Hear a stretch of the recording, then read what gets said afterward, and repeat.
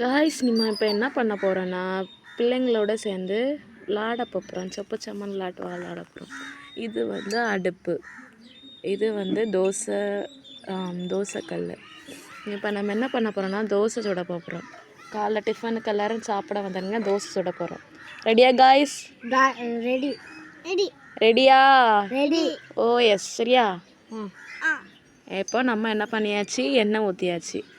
இப்போ என்ன பண்ணணும்னா தோசை சுடணும். மாவு என்ன பண்ணணும்?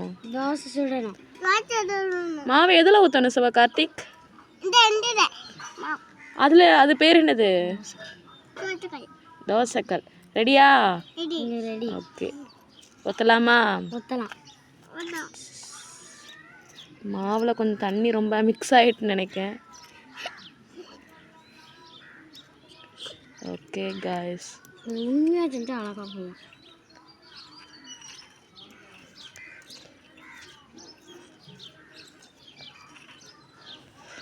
தோசை வேகிறபடி நம்ம என்னெல்லாம் இருக்குன்னு சொல்லிட்டு பார்க்கலாம். இதெல்லாம் வந்து குட்டி குட்டி கரண்டிஸ், அப்புறம்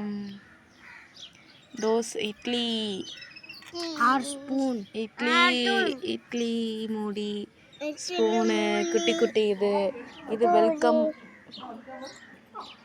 இது வெல்கம் பண்ணுறதுக்காக ஒரு நியூ டெக்கரேட் பண்ணுற மாதிரி ஒரு விஷயம்.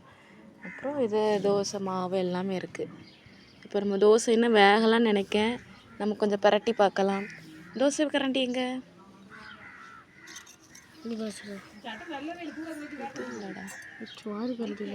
சரி, நம்ம அன்ஃபார்ச்சுனேட்லி தோசை பரட்டி இல்லாதனால ஒரு சின்ன கரண்டி வச்சு நம்ம பார்க்கலாம். பட் தோசை வெந்திருக்கான்னு தெரியலை.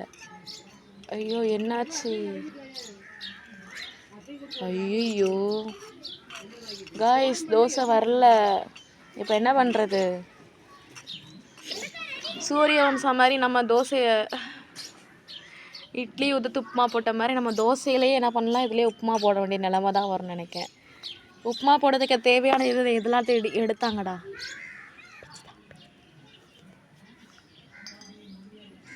நிறைய இன்க்ரீடியன்ஸ் போட்டு உப்புமாவை போட்டு நல்லா செய்யலாம்.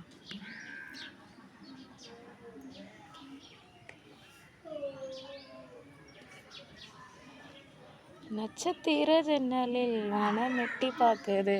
பாடுங்கடா, பாட்டு பாடுங்க. அந்த சூரிய வம்சத்தில் இட்லி உப்புமா போடுவாங்கல்ல. இப்போ நம்ம என்ன அவங்க இட்லியை உதுத்து உப்புமா போட்டாங்க, நம்ம தோசையை உதுத்து என்ன பண்ண போகிறோம்? உப்புமா போட போகிறோம். ஐயோ கை சுட்டுரும்.